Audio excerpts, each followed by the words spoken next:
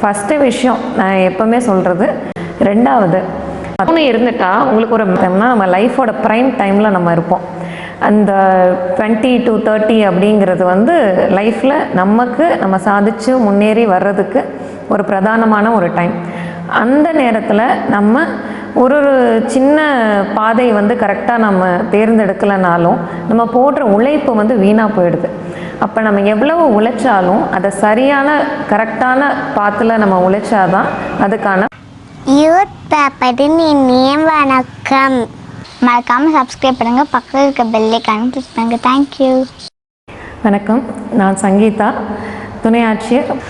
ஜென்ரலாக government exams அப்படின்னு எடுத்துக்கிட்டோம்னா இப்போ ஒரு விஷயம் நிறையா இப்போ இருக்க ட்ரெண்டில் பார்க்கும்போது ஆர்ட்ஸ் அண்ட் சயின்ஸ் படிக்கிறவங்களும் சரி, இன்ஜினியரிங் படிக்கிறவங்க, ஏன் மெடிசன் படிக்கிறவங்களே நிறைய பேர் கவர்மெண்ட் எக்ஸாம்ஸ் வந்து எழுதுறதுங்கிறது ஒரு நல்ல வரவேற்கத்தக்க ஒரு விஷயமாக தான் இருக்குது.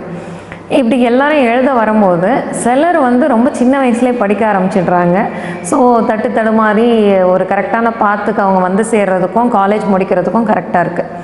சிலர் வந்து காலேஜ் முடித்ததுக்கப்புறம் படிக்க ஆரம்பிப்பாங்க. அந்த காலேஜ் முடித்ததுக்கப்புறம் படிக்கும்போது என்ன முக்கியமானதுன்னு பார்த்தோம்னா நம்ம லைஃபோட ப்ரைம் டைமில் நம்ம இருப்போம். அந்த 20 to 30 அப்படிங்கிறது வந்து லைஃப்பில் நம்ம சாதித்து முன்னேறி வர்றதுக்கு ஒரு பிரதானமான ஒரு டைம். அந்த நேரத்தில் நம்ம ஒரு சின்ன பாதை வந்து கரெக்டாக நம்ம தேர்ந்தெடுக்கலைனாலும் நம்ம போடுற உழைப்பு வந்து வீணாக போயிடுது. அப்போ நம்ம எவ்வளவு உழைச்சாலும் அதை சரியான கரெக்டான பாத்தில் நம்ம உழைச்சாதான் அதுக்கான ஒரு சக்ஸஸ் நமக்கு கிடைக்குது. அப்படி கவர்மெண்ட் எக்ஸாம்ஸை பொறுத்த வரைக்கும் ஃபஸ்ட்டு விஷயம் நான் எப்போவுமே சொல்கிறது, சிலபஸ். அது எந்த எக்ஸாமாக இருந்தாலும் சரி, சிலபஸை சரியாக புரிஞ்சுக்கோங்க. சரியாக புரிஞ்சுக்கிறதுனா ஒரு சிலபஸை எடுத்து ரீட் பண்ணுறது அப்படிங்கிறது மட்டும் கிடையாது. ஒரு சிலபஸை ஒவ்வொரு வார்த்தையும் அதுக்கு என்ன அர்த்தம் அப்படின்னு நீங்கள் கூகுள் பண்ணி கூட பார்த்துட்டு அந்த வார்த்தைக்கு கீழே என்னென்ன டாபிக்ஸ் கவர் ஆகுது, அந்த ஒரு வார்த்தைக்கு கீழே என்னெல்லாம் சப்ஹெட்டிங்ஸ் வருது, என்ன மாதிரியெல்லாம் அந்த ஒரு வார்த்தையை நம்ம இன்டர்ப்ரெட் பண்ணலாம் அப்படிங்கிறத ஃபஸ்ட்டு நீங்கள் புரிஞ்சுக்கோங்க. சிலபஸை தெளிவாக நீங்கள் புரிஞ்சு சிலபஸை உங்கள் மைண்டில் ஏற்றுனதுக்கப்புறம் தான் நீங்கள் படிக்க ஆரம்பிக்கிறதுல ஒரு சரியான பாதை இருக்கும்னு நான் நினைக்கிறேன். ஏன் சொல்கிறேன்னா, எல்லா கவர்மெண்ட் எக்ஸாம்ஸுக்கும் ஒரு அடிப்படையாக எடுத்துக்கிட்டோன்னா ஒரு பேப்பர் படிப்போம்னு வச்சுக்கோங்க. அந்த பேப்பரே நம்ம கரெக்டாக எப்படி படிக்க முடியும்? எது சிலபஸ்ன்னு தெரிஞ்சாதான் எந்த விஷயத்த நான் பேப்பரில் படிக்க தேவையில்லைங்கிறது எனக்கு தெரியும். அப்போ தான் நான் ஃபோக்கஸ்டாக இதை தான் படிக்கணும்னு தெரிஞ்சுக்கிட்டு படிப்பேன். அதே தான் புக்ஸை பொறுத்த வரைக்கும் கூட. நான் இந்தந்த புக்ஸ் தான் படிக்கணும்னு என் கையில் இருந்தாலும் புக்கில் ஃபஸ்ட்டு பக்கத்துலேருந்து கடைசி பக்கத்து வரைக்கும் நான் படிக்கணுமா அப்படின்னு கேட்டால் கண்டிப்பாக தேவையே கிடையாது. அந்த ஒரு புத்தகத்தில் சிலபஸில் என்னெல்லாம் இருக்கோ அதை மட்டும் படித்தா போதும். ஸோ ஃபஸ்ட்டு சிலபஸை தெளிவாக நம்ம தெரிஞ்சுக்கிறோம். ரெண்டாவது, ஒரு சிலபஸை எடுத்துக்கிட்டிங்கன்னா அது கீழே நம்ம யோசிக்கும் போது ஒரு கடலளவு விஷயங்கள்லாம் அந்த சிலபஸ்குள்ளே அடக்கலாம். அப்போ அந்த கடலளவு நம்ம படித்து தான் ஒவ்வொருத்தரும் எக்ஸாம் பாஸ் பண்ணுறோமா அப்படின்னு கிடைச்சா அந்த மாதிரி யோசித்தோம்னா அது மனிதனால் சாத்தியப்படக்கூடிய ஒரு விஷயம் கிடையாது. அப்போ எப்படி படிக்கணும், அதுக்கு நமக்கு வழிமுறைகள் எந்த இடத்துலேருந்து கிடைக்கிது அப்படின்னு நினச்சோன்னா, ப்ரீவியஸ் இயர் கொஷின் பேப்பர்ஸ். ஒரு 10 வருஷம் ப்ரீவியஸ் இயர் கொஷின் பேப்பரை நீங்கள் எடுத்து பார்த்தீங்கன்னா அந்த 10 வருஷத்தில் இந்த சிலபஸில் எந்த இடத்துலேருந்து எப்படி கேள்விகள் கேட்கப்பட்டிருக்கு, எந்த ஒரு பகுதியிலிருந்து ஃபேக்சுவலான கேள்விகள் வந்திருக்கு. ஸோ ஒரு சிலபஸ் அப்படிங்கிறத நம்ம தெளிவாக தெரிஞ்சுக்கிட்டக்கப்புறம் அந்த சிலபஸ்க்குள்ளே நம்ம யோசித்து பார்த்தோம்னா எந்த ஒரு சிலபஸ்லேயும் ஒரு வாஸ்ட் ஒரு வால்யூம்னஸ் ஒரு சிலபஸாக தான் நமக்கு டக்குன்னு பார்த்த உடனே தோணும். ஆனால் அந்த சிலபஸ்க்குள்ளே எப்படி நம்ம படிக்கணும் அப்படின்னு யோசித்து பார்க்கும்போது நமக்கான வழிமுறையை வந்து ப்ரீவியஸ் இயர் கொஷின் பேப்பர்.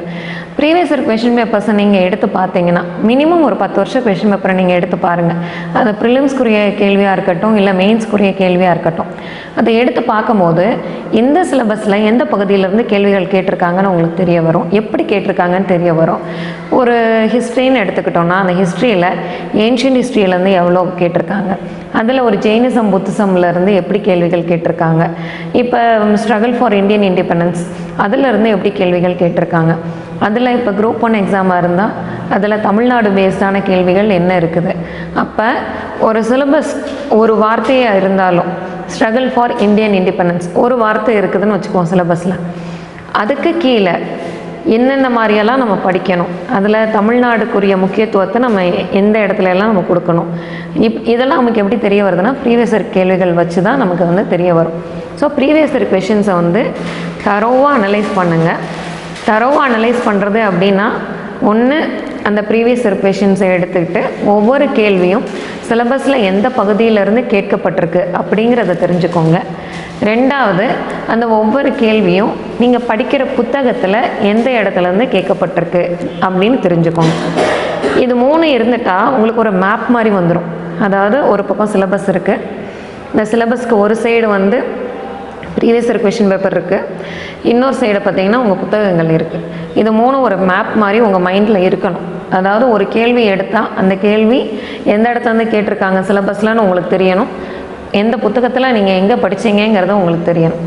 இந்த கிளாரிட்டி இருந்துருச்சுனாவே அடுத்து நீங்கள் ப்ரிப்பேர் பண்ணுறது ரொம்ப சுலபமாகிடும். நீங்கள் ப்ரிப்பேர் பண்ணுறது எல்லாமே ஃபோக்கஸ்டாக இந்த லைன்ஸ்குள்ளேயே வந்து கரெக்டான ஓரியன்டேஷனில் போகும். இதுக்கடுத்து முக்கியமான விஷயம் புக் லிஸ்ட்டு.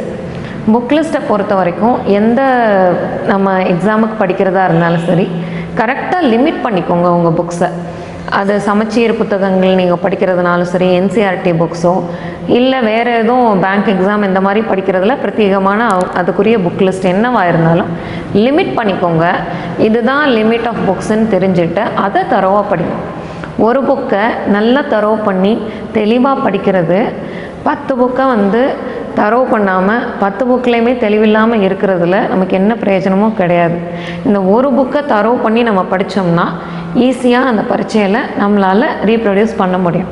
சப்போஸ் உங்களுக்கு நிறைய டைம் இருக்குதுன்னு நினச்சாலோ இல்லை உங்களுக்கு வந்து ரிட்டென்ஷன் கெப்பாசிட்டி அதிகமாக இருக்குதுன்னு நீங்கள் ஃபீல் பண்ணாலும் அதிகபட்சம் ஒரு பாடத்துக்கு 2 புத்தகங்கள் வந்து நீங்கள் ரெஃபர் பண்ணலாம். அந்த 2வது புத்தகத்தில் உங்களுக்கு தேவையான பகுதிகளை மட்டும் இல்லை இதை விட அதிக தகவல்கள் இருக்கிற பகுதிகளை மட்டும் நீங்கள் எடுத்துக்கலாம்.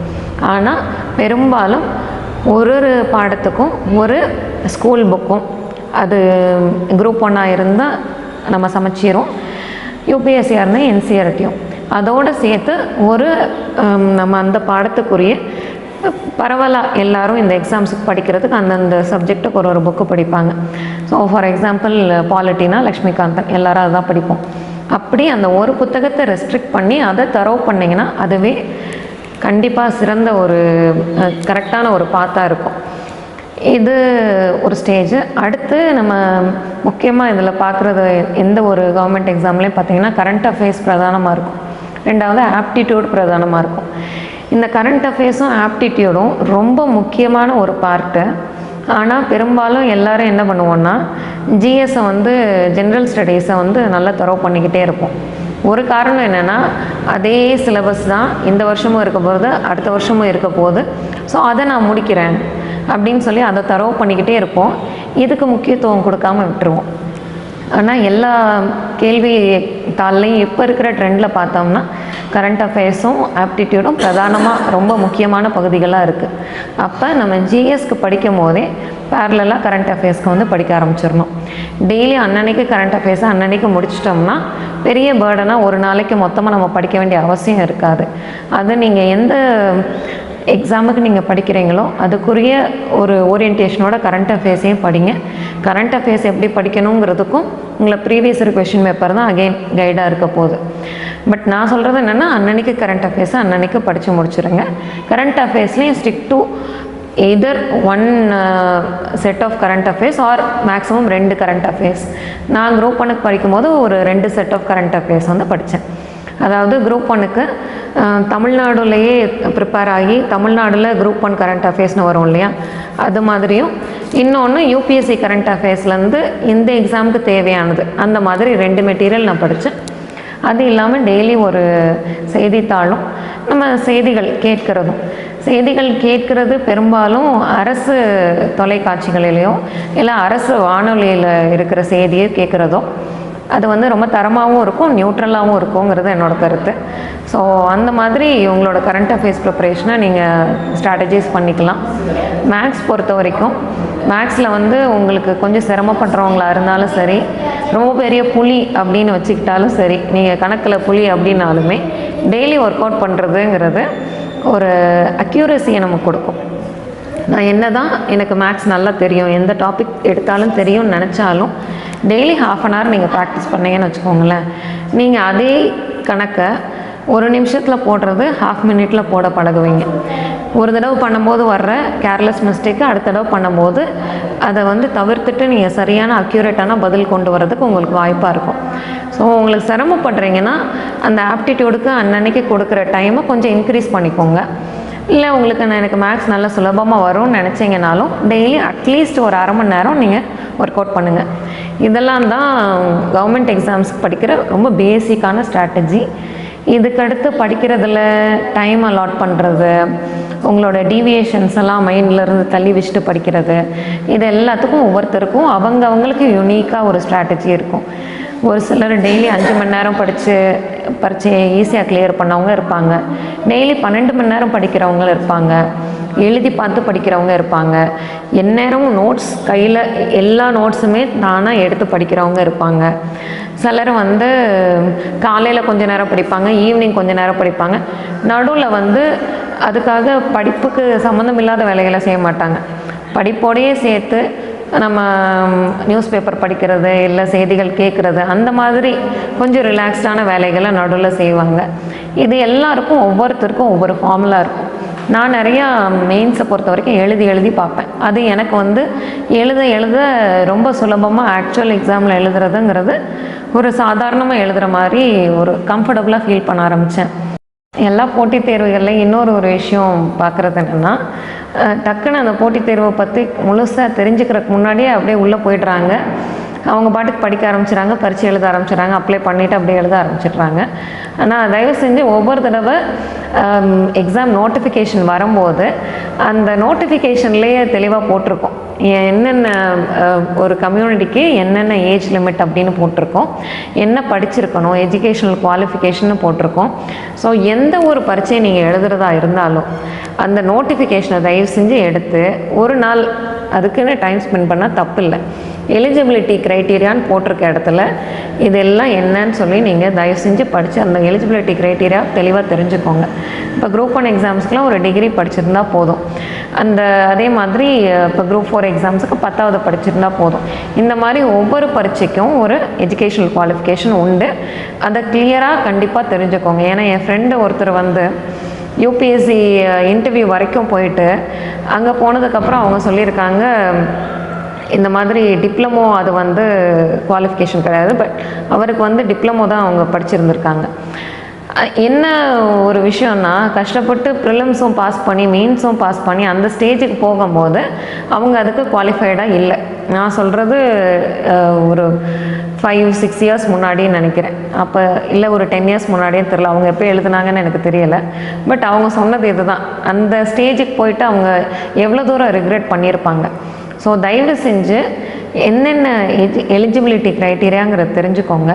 இன்னொன்று, இந்த குரூப் 1 எக்ஸாம் பொறுத்த வரைக்கும் தமிழில் எழுதலாமா ஆங்கிலத்தில் எழுதலாமா அப்படிங்கிறதெல்லாம் நிறைய பேர் கேட்டுக்கிட்டே இருக்கீங்க. எந்த மொழியில் எழுதினாலும் ஃபஸ்ட்டு உங்களுக்கு உங்களோட கண்டென்ட் என்ன, உங்களுடைய அதில் நீங்கள் டெலிவர் பண்ணுற விஷயம் எப்படி இருக்குது, அதுதான் ரொம்ப முக்கியம். ரெண்டாவது, நீங்கள் எந்த மொழியில் எழுதினாலும் அதில் உங்களுடைய கையெழுத்து நல்லா தெளிவாக லெஜிபிளாக பார்த்து ஒருத்தவங்களால ஈஸியாக புரிஞ்சுக்கிற மாதிரி இருக்கா, ரொம்ப கையெழுத்து அழகாக இருக்கா, அதெல்லாம் கூட முக்கியம்தான். ஏன்னா ஒரு இன்விஜிலேட்டர் பாயிண்ட் ஆஃப் வியூவில் யோசித்து பார்த்தோம்னா 1000 பேப்பர் திருத்துவாங்க. அந்த 1000 பேப்பரில் அவங்களுக்கு ஒரு பேப்பர் ரொம்ப அழகாக இருக்குதுங்கும் போது தன்னறியாமல் அது திருத்துறது அவங்களுக்கு சுலபமாக இருக்கும் இல்லையா? ஸோ அதுவும் முக்கியம்தான், ஹேண்ட் ரைட்டிங்கும் முக்கியம்தான். இன்னொன்று, உங்களுக்கு எழுத்து நடை எந்த ஒரு மொழியில் உங்களுக்கு இயல்பாக எழுத வரும், யோசிக்காமல் கடகடன்னு எழுத வரும், அதையும் நீங்கள் தான் ஒரு எக்ஸ்பெரிமெண்ட் பண்ணி ப்ராக்டிஸ் பண்ணணும். சின்னதுலேருந்து தமிழ் மீடியமில் படித்த நிறைய பேர் ஆங்கிலத்தில் எழுதியிருக்காங்க. ஏன்னா அது பாயிண்டர்ஸ் போட்டு நான் எழுதிடுவேன், என்னால் எழுதிட முடியும் அப்படின்னு நினச்சி எழுதினவங்களும் இருக்காங்க. இல்லை எனக்கு தமிழ் தான் ரொம்ப எனக்கு சுலபமாக இருக்குது, தமிழில் எழுதுகிறேன் அப்படின்றவங்க பேப்பர் பார்த்திங்கன்னா கண்ணில் ஒத்திக்கிற மாதிரி இருக்கும். அவ்வளோ நல்ல ஒரு தமிழில் ஒரு நல்ல ஒரு கையெழுத்தும் இருக்கும், அவங்களுடைய கண்டென்ட்டும் ரொம்ப தெளிவான கண்டென்ட்டாக இருக்கும். ஸோ தமிழாக இருந்தாலும் இங்கிலீஷாக இருந்தாலும் கண்டென்ட் கிளியரான கண்டென்ட் கொடுக்குறவங்க தான் கண்டிப்பாக ஜெயிக்கிறாங்க. குரூப் ஒன்றில் இன்னொன்று இப்போ தமிழ் அதில் சிலபஸ்லேயே வந்து தமிழ் இருக்கிறதுனால சிலர் என்ன பண்ணிடுறாங்கன்னா அந்த தமிழ் சிலபஸை, அதாவது தமிழ் கல்ச்சர் அப்படிங்கிறத வந்து மெட்டீரியல் தமிழில் படிச்சுட்டு அதை வந்து எக்ஸாமில் போய் இங்கிலீஷ் எழுதுவாங்க. இப்படி எழுதும் போது நம்ம மைண்டு தமிழில் படித்த ஒரு விஷயத்தை இங்கிலீஷில் ப்ராசஸ் பண்ணி எழுதணும். அதில் ஒரு குட்டி டிலே வரும். அந்த குட்டி டிலே இருக்கிறதுனால கொஞ்சம் ஸ்லோவாகிடுவாங்க, எக்ஸாமை பேப்பரை கம்ப்ளீட் பண்ண முடியாத மாதிரி போயிடுது.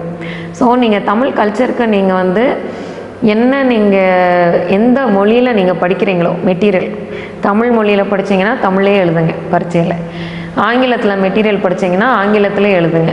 வேறு ஒரு மொழியில் படிச்சுட்டு பரீட்சையில் அதை டிரான்ஸ்லேட் பண்ணி எழுதுறத வந்து அந்த பரீட்சை நேரத்தில் உங்கள் மைண்டுக்கு அந்த ஸ்ட்ரெஸ்ஸை கொடுக்காதீங்க.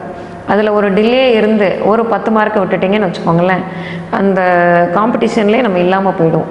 ஏன்னா ஒவ்வொரு மார்க்கும் முக்கியம். இது மட்டும்தான் இந்த தமிழ் இங்கிலீஷை பொறுத்த வரைக்கும். மற்றபடி கண்டென்ட் நல்லா இருந்தால் எந்த மொழியிலையும் எழுதி கண்டிப்பாக ஜெயிக்கலாம்.